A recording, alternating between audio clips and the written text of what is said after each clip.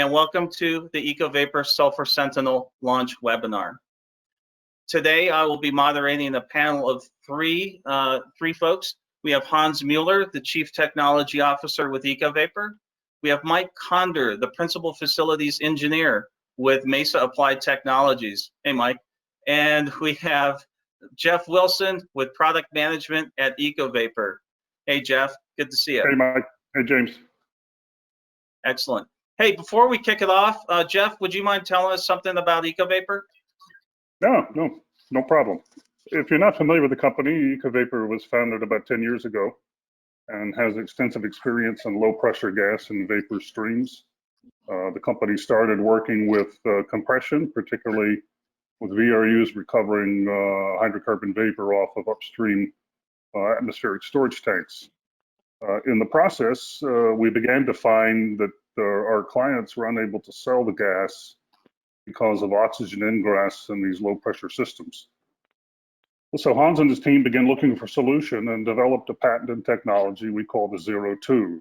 The 02 is a catalytic reactor that removes oxygen from hydrocarbon vapor streams. We currently have 110 active installations in several major producing regions. And the 02 offers operators the chance to increase cash flow while substantially reducing emissions and flaring. But as we expanded, we began to work with sites that had hydrogen sulfide, which is problematic for the catalyst in the 02. So Hans and his team began looking for a solution for this and developed the Sulfur Sentinel, which is the subject of today's discussion. Excellent. Thanks, Jeff.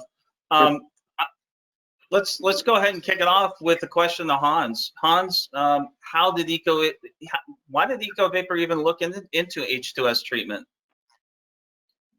Thanks, James. That's a good question. The short answer is that we had to. We had a vulnerability that we were motivated to address, and in particular, as an operator of equipment, the 02 oxygen removal system in this case that's deployed in, as Jeff said, all major producing basins in the US, we were experiencing issues due to H2S that were impacting EcoVapor's ability to deliver on our promises, and we needed to find a solution. What I'm talking about is gas streams with elevated H2S levels, we're talking up to a few hundred parts per million here, can actually poison various types of catalysts, including the platinum-based catalyst that EcoVapor uses to remove oxygen from hydrocarbon streams. This was limiting the potential scope where the 02 technology could be deployed, and we had to do something about it. So EcoVapor's first step was to incorporate a zinc-based solid scavenger that removed H2S from gas streams. We knew that zinc oxide would work to remove that H2S from the stream, and we started experimenting it as a guard bed for that precious metal oxygen catalyst back in 2012. We started out trying a few different types of zinc oxide. One of the earlier ones wasn't very mechanically stable. It had a low crush strength. After putting it in, filling the vessel with it, after 2 days of operation, I opened up the fill flange and there just wasn't any left. It had all turned to dust and left the system boundaries. So we were able to improve on that aspect, but we were still working with zinc oxide. The cost was higher than what we would have liked. Overall absorption capacity was a little bit lower than we would have liked. So for these reasons, the cost of sulfur removed was less than attractive. So we were on the lookout for advances in solid media sulfur scavengers for our own benefit. And as an operator, we'd been there and we'd felt the pain. We were looking to enhance performance, reliability, and ultimately the footprint of the 02 technology. Excellent, thanks. Mike, can you tell us a little bit about how the different types of H2S scavenger treatments today? Yeah, I've been working with H2S scavengers for 2 or 3 decades, both as a design engineer for engineering companies and also as an operations engineer where I had to actually operate these systems.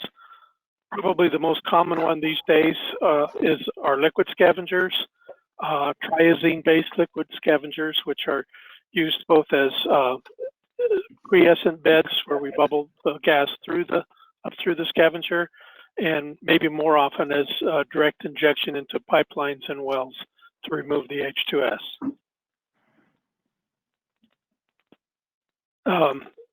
The second type of scavenger is, go back to the previous. That's my fault, sorry. Yep, Itchy no problem. trigger finger. Yeah. The original scavengers were iron-based, iron sponge scavengers, and recently being 20 years ago, a granular type iron oxide-based scavenger was on the market. They all have their good points and bad points. The third general type of scavenger is a base metal scavenger, commonly copper or zinc, and copper being ambient temperature and zinc being basically a higher temperature. Mm-hmm. Okay, so a little more on each of these type of scavengers. As I said, the triazine is probably the most common scavenger used today. It has a lot of advantages and it works quite well. The best way to use it is as a bed style, as injection is not terribly cost effective. The reason for injection being not as cost effective as it could be is that you're either under injecting, which could overreact the chemical and create some very severe scaling or plugging problems, or you're over injecting and not using all of the media completely, and basically doubling and tripling your costs of what the theoretical should be. Another downside for some systems is that it adds water to the gas, since these are all water-based. And if you have gases that have been dehydrated or flash gases that are not saturated with water, that could require more dehydration downstream, even though you have dehydrated upstream. And again, based on water, it requires heat tracing and insulation in many areas just to keep the thing from freezing. And the biggest problem is the overreaction of the media and getting very severe scaling and plugging, to the point of where we've seen 2-inch flow lines actually only having a 1/4 inch to 1/2 inch bore left, and the rest of it being packed off with a scale that just does not come off. Right. We're going to go ahead and launch a quick poll of the audience, and we're going to ask them who's using it today. So let's go ahead and get that poll launched. And we've opened up the poll. And simple question: are you using triazine for H2S treatment? So please click one of the answers. Results are coming in. Wow, actually quite a few. We're up to 31%, and it's rising pretty fast. So let's 56% of the vote in, and looks like it's split between yes and no. So 45% currently say they are using triazine, and 40% aren't. 10% say we don't have an H2S problem. So that's kind of interesting. Does that surprise you? A little bit. Just there are so many different possibilities and potentials out there. Excellent. And some of the more historic ones, or ones that have been traditionally used, are still out there, especially the iron ones. The original iron scavenger was iron sponge, which is basically iron oxide impregnated onto wood shavings. I think it goes back to the 50s, maybe 60s of the last century when they came out. It worked, but it had a number of problems. One of the biggest ones is it always required water to operate, and especially when you change it out, because the material is extremely pyrophoric after it's reacted, and if it dried out, it would spontaneously combust. Also, you would tend to have some release and absorption of the iron, or of the hydrogen sulfide, and you could get some good flashback of iron sulfide, hydrogen sulfide when you opened it up. Somewhere around 20 or 30 years ago, a granular-based iron scavenger was developed, a number of them. and are still in use today. They still require water in the gas, but they are not pyrophoric, so they're a little bit safer to use, and that may be one of the more common alternatives to the triazines. But recently there have been some advances with iron scavengers, some new formulas, new formulations, new substrates. They basically have gone to, it's almost a new generation of iron scavengers. Mike, EcoVapor did explore using that early generation of iron oxide scavenger, but ultimately we chose not to pursue it due to those operational challenges associated with this category of products that you just described. Again, kind of bounded by that previous generation. And those challenges would only be amplified in that 0.2 application because the 0.2 technology operates at elevated temperatures. So we didn't go with it. Exactly. Stuck with that. Okay. The third alternative or third group of scavengers are base metal scavengers. These are usually copper oxides or zinc oxides. There's only a few companies doing the copper oxides, which are actually quite good scavengers. They don't have a whole lot of negatives to them, except that they are very, very expensive. They can be used, they are a dry bed scavenger that can be used in either gas or liquid surface, which makes them a little bit unique, but they are very expensive in operation. The dollars per pound of sulfur removed is multiple times any of the triazine scavengers. The zinc oxides come in two forms, a low temperature scavenger, which has fairly low reactivity, and a high temperature scavenger where you heat the gas up to 200, 300, 400 degrees for a good reaction. But again, those tend to be a little bit pricey on actual operations. And that's where I think EcoVapor found their costs were not comfortable. Mike, that's exactly right. Just as you said, zinc oxide's absorption capacity for H2S does increase at elevated temperatures. We're talking at and above 400 Fahrenheit. And that was the form that EcoVapor settled on for years because it was compatible with those high temp applications. As you said, the lower density that we were seeing, the higher costs, and ultimately lower absorption capacity compared to some alternatives that we'll discuss soon, that caused us to keep our eyes open for advancements in this space. And that's when we saw the opportunity to try something better. And it was a new generation of recently developed iron oxide scavengers. What we like about what EcoVapor has seen and what we like about them is it has, excuse me for saying this, but it has a very low pain in the butt factor, far lower than traditional or the previous generation of iron oxide scavengers. There's no clumping, there's no surprises when you open that vessel up. It doesn't turn to something that resembles cement. It's lower, it's easier to operate than the zinc based. There's no mechanical instability that we talked about. It's not going to turn to dust on you. You don't need to operate it at elevated temperatures to get that absorption efficiency that you're looking for.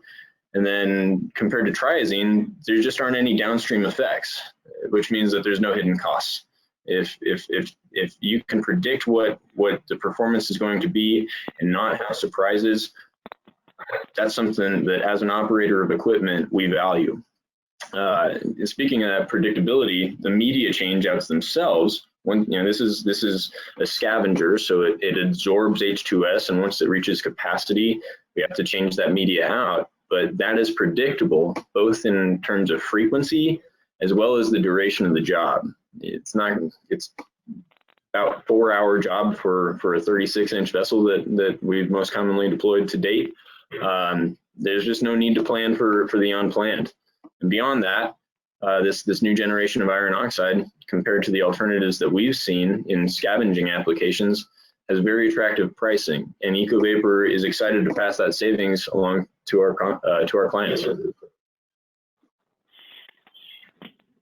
Excellent. Well, Mike, you've had firsthand experience with this new generation of iron oxide scavengers.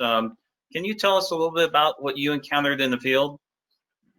Right. I was working for a DJ operator with several large oil handling facilities, and we were dealing with the flash gas off the oil, and also the water tanks had H2S were creating, or H2S was getting into this flash gas from both the oil and the water.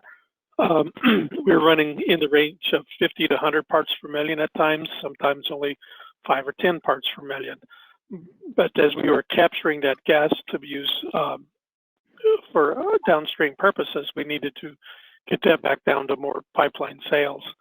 And I was familiar enough with the chemistry of EcoVapor's oxygen units that I knew that H2S would be a poison to them, and that they had probably gone through some brain damage to figure out how to fix it.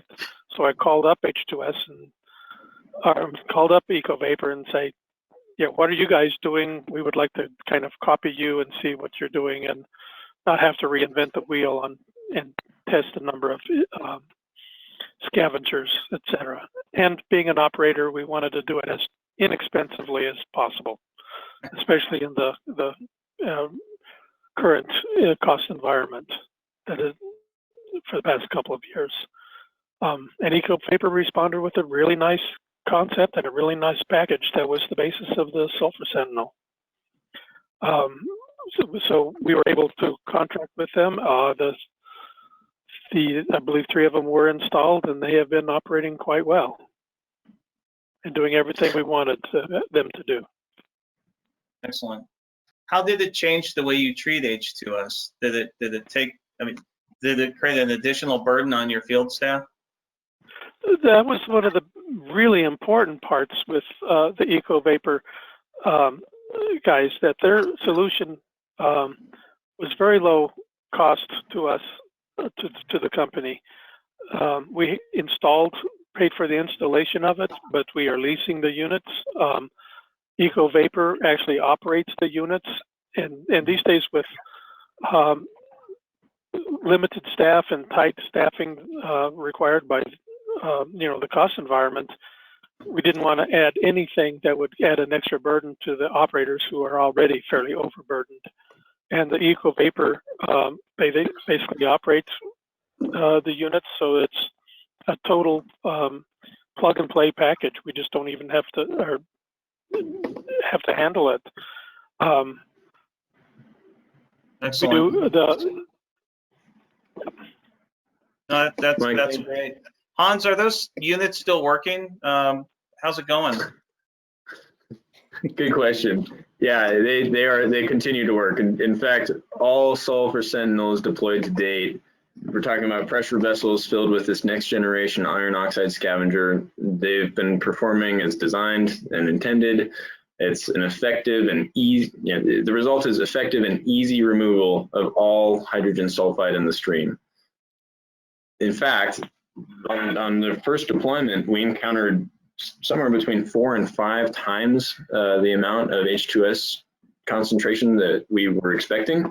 And while that means that the media change out is going to happen sooner than we had originally projected with a 4 to 5 times lower concentration, we were originally looking at about a 12-month frequency. Those significantly higher H2S concentrations have simply been handled. They've just been taken out of the stream, and there's been no tuning required. If there's no H2S in the stream, then it doesn't affect that scavenger a bit. If you see a spike, it gets it all. And again, there's no tuning. That's one of the complaints that we've heard about most commonly from triazine injection, is that they might get it dialed in to the point where they have maybe a 1/4 of a part per million coming in at the outlet, but when the midstream company shows up the next day, they're double their sales spec, maybe 8 or above parts per million. So it can be very sensitive. That's not the case with the Sulfur Sentinel. It just handles it all. And as Mike said, EcoVapor has tried to not only provide this next generation scavenger that inherently carries such low operational headaches, but we've also tried to shift any potential burden away from the operator onto EcoVapor's world-class service team. That includes equipment sizing, per the application. We supply the vessel, the media. We perform health monitoring of the scavenger bed, the labor and service for clean out of the media and refill as needed, as well as disposal, which is a non-hazardous product that we can take to the landfill, and EcoVapor signs the manifest. All that burden has been shifted away from the operator. Wow, and it's been working quite well. That's great to hear, Hans. When you think about, so it works, well, what are the factors for success? I'm not sure if this goes to Mike, Hans. I'll let you guys take it. Mike, why don't you start? I'll fill in. Yep. Yeah. I did the design work, or initial design work, conceptual design work of installing these, and they're for any kind of treating system, and especially for scavengers, you really have to keep the gas clean going into it. So that means especially keeping liquids out of the system. And the beds don't like that. They'll plug off. They will reduce their activity. They could damage them permanently as well.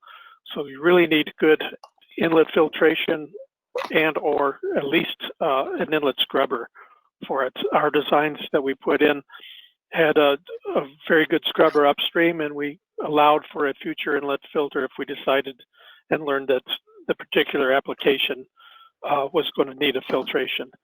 But every site is different and every installation is different. You really have to get the equipment and the piping sized to meet the flow rates, the operating pressures, and the H2S concentrations.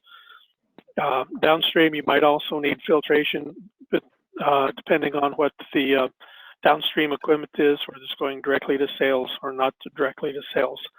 And, I've been designing things like this for 20 or 30 years, and our company, Mesa, is a small company of experts with 20 to 30 years of experience, and much of it in operations, working for operating companies. So we know how to put these kind of things in and make them successful. And just as importantly, we know how not to put these things in that would not make them be successful. Right. The big thing for us as an operator was the service that we got out of EcoVapor, and I can't emphasize that enough, that this is, like I've said, it's a plug and play. We have leased units. The capital cost was down. The LOE cost is fairly low. And it just is a very successful installation. Excellent. Can you tell us a little more about that? A little bit more what it takes to the installation factors that people need to consider when they put one of these on the well site? As you can see from this, the picture here, it's a simple top-down gas goes in the top, flows down through the bottom. This is a retrofit to an existing site. So we tapped in with a block and bypass valves, go straight into the vessel and come straight out. In the background, you can see the horizontal scrubber that was feeding this vessel, and it was protecting the downstream equipment. The pad that we have it on is just a precast concrete pad. I think this whole construction was done in less than a week and for a very low cost. As you can see, there's just not a lot to it. But we know exactly how to do the pipe and how not to do the pipe, like I said, and that was it helped keep the cost fairly low on it. So all we had to pay for was the installation cost. I 100% agree, Mike. It's critical to do the homework up front on these things. The Sulfur Sentinel is such a simple product. There's no moving parts. There's no power requirements. But kind of like a cup of water, it's not going to do as well if you hold it upside down. And that's where it's so important for us to do that homework up front, like I was saying. And that includes sizing to the application. We have to take into consideration the peak flow rate that we expect to see, operating pressures that we plan for, and ultimately also H2S concentrations. Those are really the key considerations for successful installation and operation. And on that installation aspect, that is where Mesa can help. As Mike said, Mesa is a smaller company, but they're all experts. And the reason why I can say that is because, and why I can personally vouch for them, is I've worked for folks that are at Mesa now, when 3 of them were EcoVapor clients at different operators. They know what they're doing. As Mike said, they also know, they've seen and they know exactly what not to do. But if it comes to an installation consideration with piping, scrubbing, filtration, taking into consideration the other elements of their overall facility and how they will interact with each other, the Mesa folks take an operator's approach because that's their background. And they recognize that we're all going to have to live with the design that we came up with.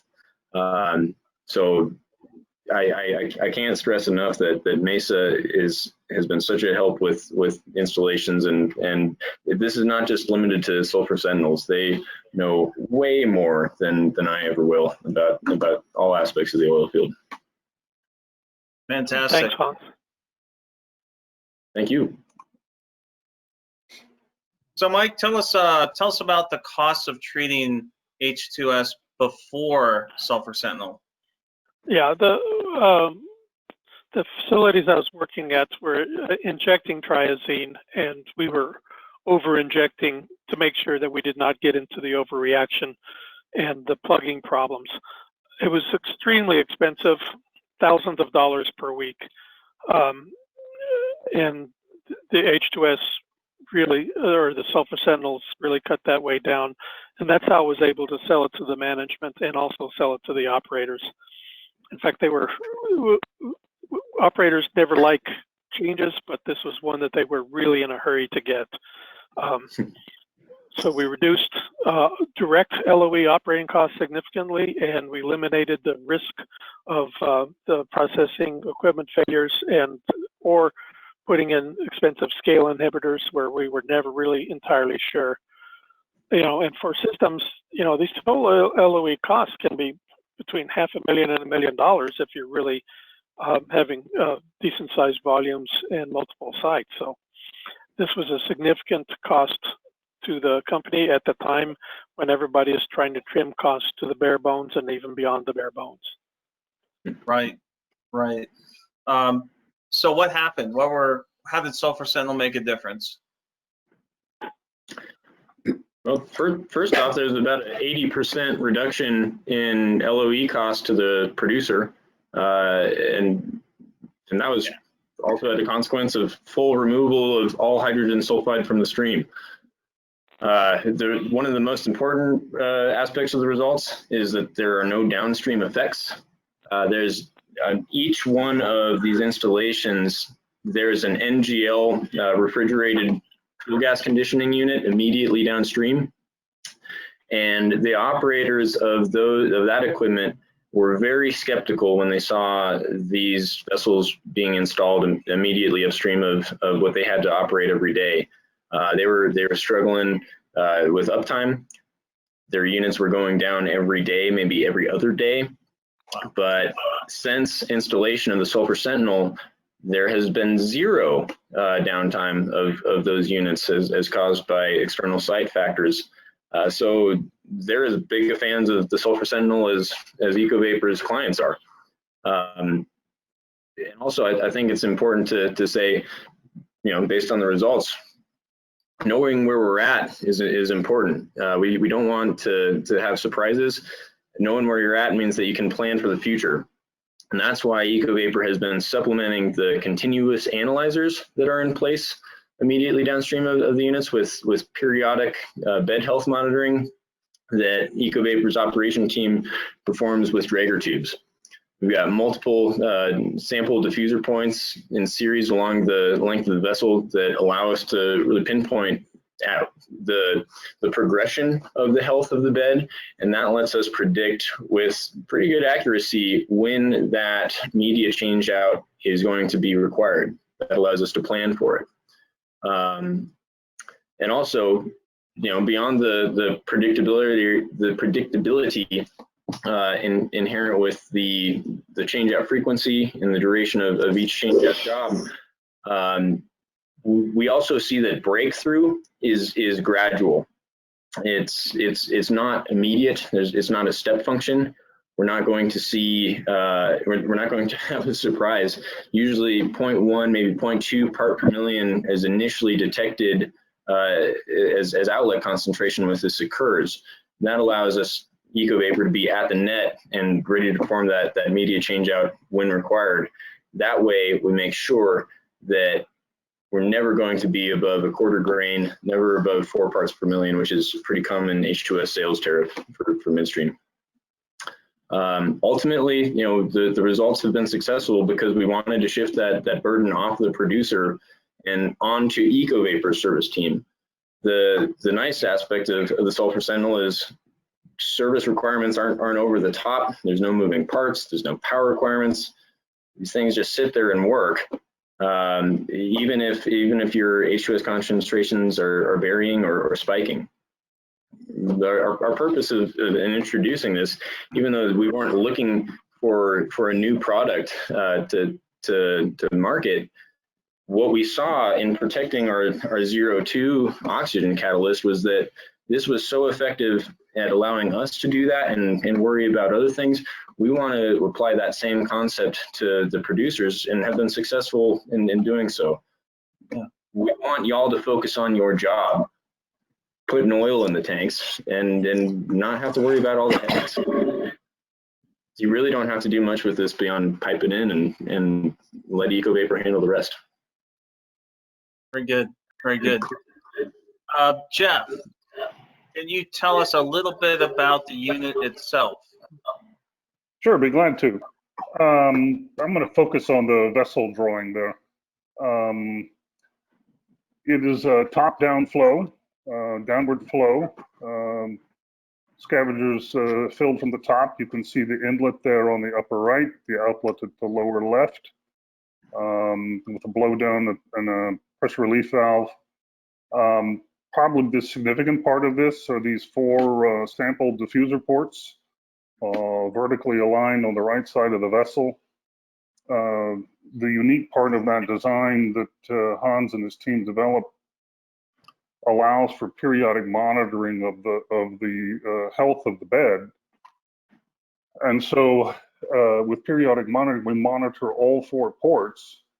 And from that, we can detect where the bed health, where the sulfur loading is occurring, but more importantly, predict when a change out is probably going to occur. So we kind of have a very good sense of the life of that bed and when the change out will be required. So as Hans said, there's really no surprises. ASME vessel. I think Mike mentioned it's pretty simple to install. You've got an inlet and an outlet, and probably need to put an analyzer on it. But other than that, it's pretty straightforward.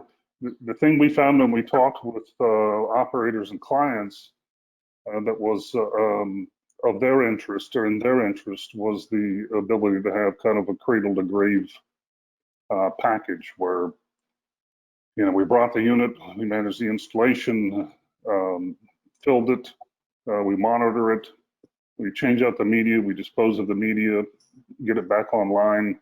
The operator really doesn't have to involve time or operating people to deal with getting the hydrogen sulfide out of their gas. So it's been very, as I said, it worked quite well.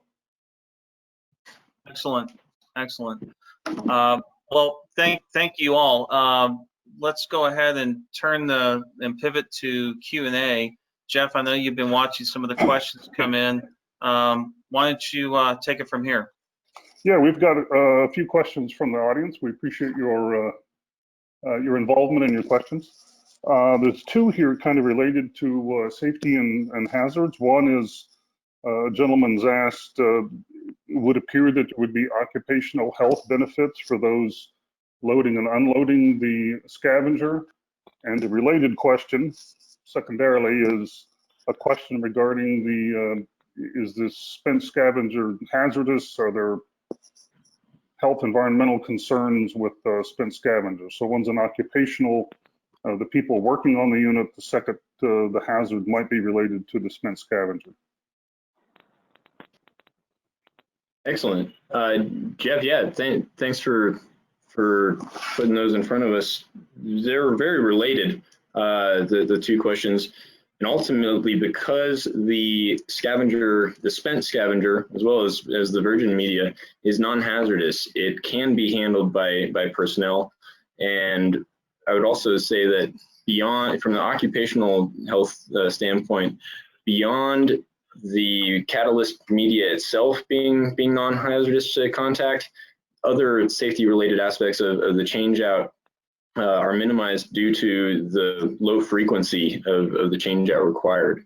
There's really no work that has to be done on these in between those jobs beyond periodic sampling just to monitor the bed health. That's an easy procedure done with Draeger tubes. The occupational aspect, actually, I think the occupational health aspect is quite minimized compared to a triazine injection setup where you're going to be moving totes in and out often. Addressing the second aspect of that, being that the spent and the virgin media is non-hazardous, we're able to drop this off at the landfill. Local waste management landfill will accept it. EcoVapor maintains custody over the media and signs the manifest at disposal. So we try to take all of that off of the operator. It's important to note that this is a chemical reacting system as opposed to an adsorption system. So the H2S is converted to iron sulfide. The iron oxide is converted to iron sulfide, so it's a fairly stable compound. You're not going to get flashing off of it or very low adsorption of the base media. It's fairly, that really helps in the safety as well. So there's no pyrophoric risk, Mike, is that right?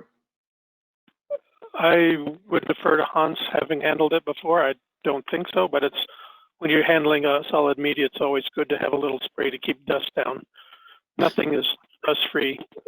A lot of things are less dusty than others, but it's always good to have water available. Mike's absolutely right, and that's part of EcoVapor's standard operating procedures for the media fill, as well as the change-out. In a change-out scenario, well, I guess it applies to both of them. You can see in that picture that those are oversized fill and manway flanges. That is an aspect that I wasn't going to allow ourselves to skimp on a bit. That helps with, that facilitates the safe aspect of the occupational considerations with personnel being able to easily remove this material. But a lot of that also comes from when we start the job, we open up that fill flange and we use a pressure washer to spray down the top of the media. This is much less pyrophoric than the iron sponge products of the past, mostly because the substrate that the iron oxide is applied to is not wood chips. So that really cuts down on pyrophoric risk, but we minimize that down to zero with our procedures by soaking the media the second that it does come into contact with air. And then the additional benefit of introducing that water at the top of the fill flange is it makes it easier for the vac trucks to remove the spent media through that manway as shown. Okay. Hey, we've got a bunch of questions coming in now. One is really asking about the highest concentration of H2S that we've processed. And I think if I may take liberty with the question, I think the gentleman's really kind of asking, is there an upper limit that we would define for the Sentinel? Sure, great question, and not the first time that we've been asked it. We are talking about a scavenger here, so I don't think that if we're in 4 digits parts per million H2S, that this would be the ideal solution. But up to a few hundred, maybe a little bit beyond that, this is very practical and competitive with the other gas sweetening alternatives that we talked about before. It ultimately does come down to the application itself.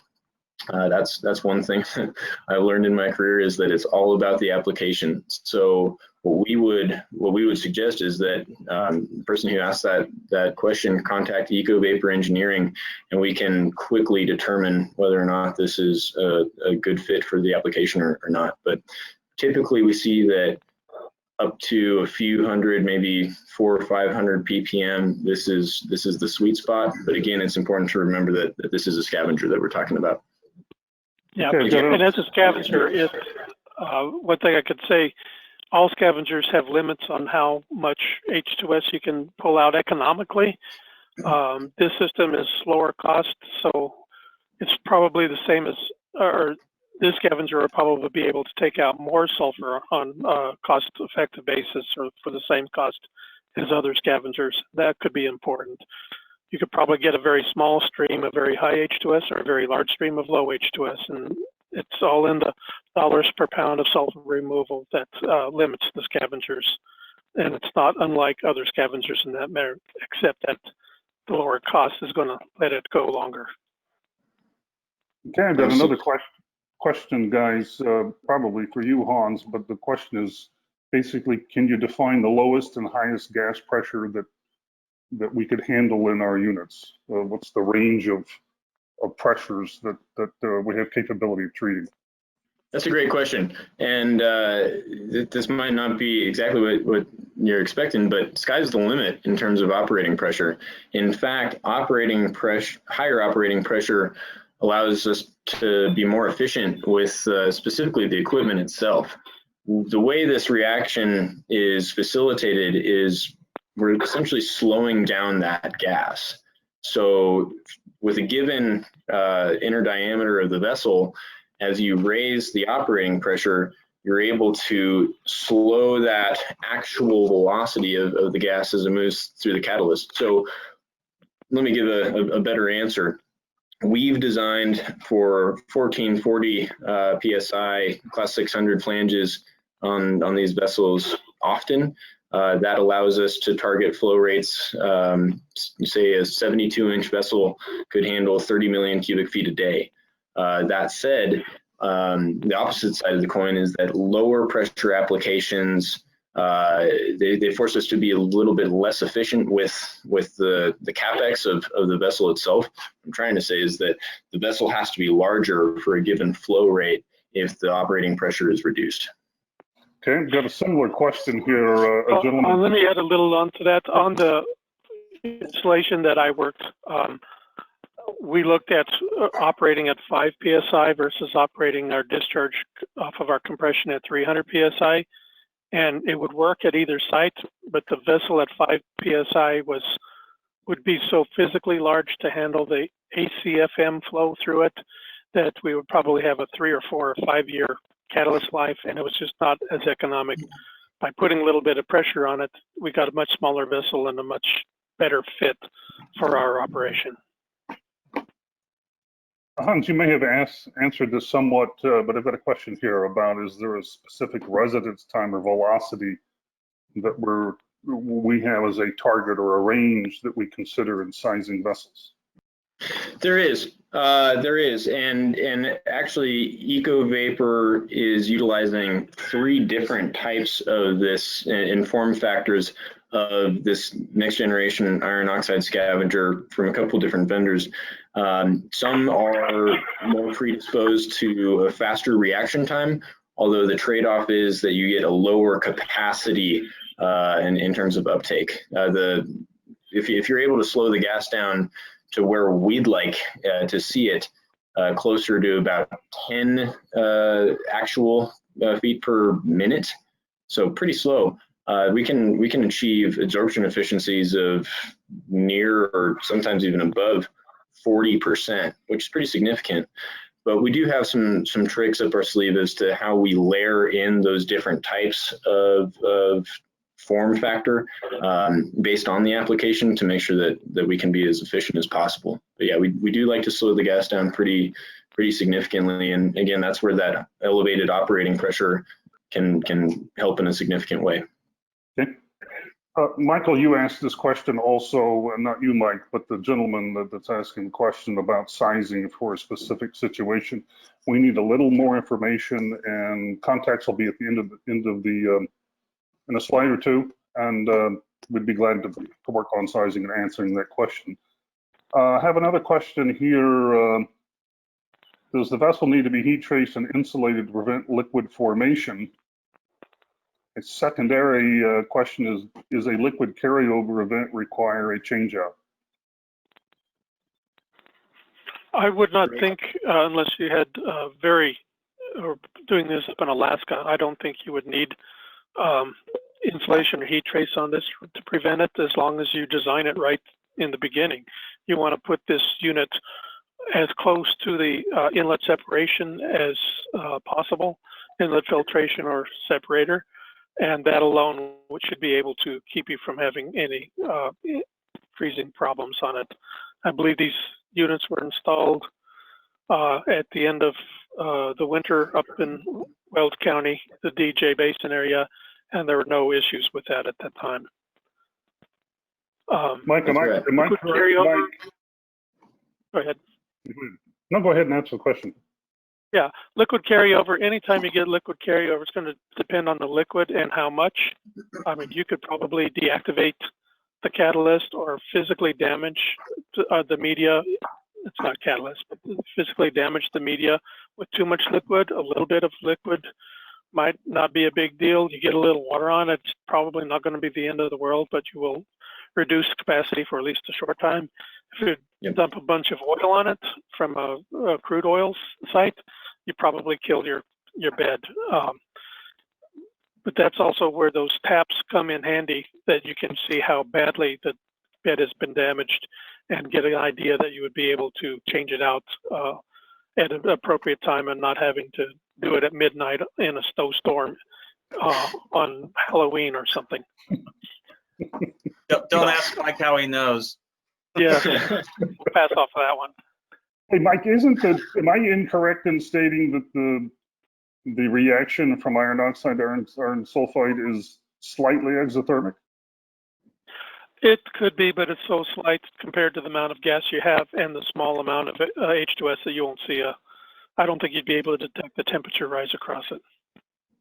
That's right. I've got a question about what a bed change out costs, and I'll answer this one. It depends. Depends on the size and the amount of the scavenger that's in the unit. Be glad to give you some examples if you contact us after the webinar. Another question about what is the expected H2S concentration at the outlet? Great question. Prior to breakthrough, 0.0.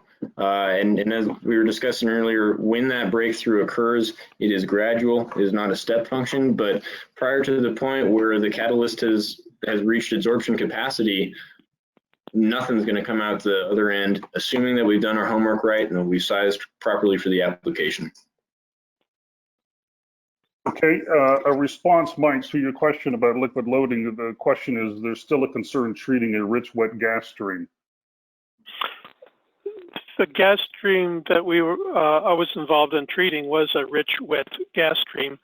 It was not necessarily full water wet, but it was 2,800 to 3,000 BTU flash gas off of oil flash in it. You can't get much richer than that in most oil or gas processing. So from that end, we were running in, I think, 250 to 300 pound range on it. So if we let it set for a long time, you would probably get some condensation, but these velocities, you don't have real good heat transfer in them, so you're not going to get a lot of temperature change. And like I say, with the proper installation, short lines, good scrubbing up front, no, I don't think there's an issue. Okay, we have time for a final question, James? Yeah, one more. Okay, one more. One of the questions, we've been talking about liquids and all that. One of the questions was, Hans, you mentioned there's no power, but what, other than the vessel itself, what are the installation requirements? Other vessels or filters or analyzers, or what else needs to go with this to make it work? We would recommend a coalescing filter upstream, as Mike's mentioned a couple times. I think that it makes sense for a couple of reasons to keep liquids out of the media bed. Really, this is a surface area play. That's what's made the big difference in this next generation of oxides is the substrate and the wash coat of what that iron oxide is applied to has a massive surface area. So when you're getting it wet, you remove that surface area, and as Mike said, with water or condensate, it can dry off. But I would recommend that upstream coalescing filter for that reason. The other benefit is that by capturing those liquids, you can send them back to, be it a bullet tank or back to the crude tanks themselves, and give those liquids another bite as the apple to be sold as liquids.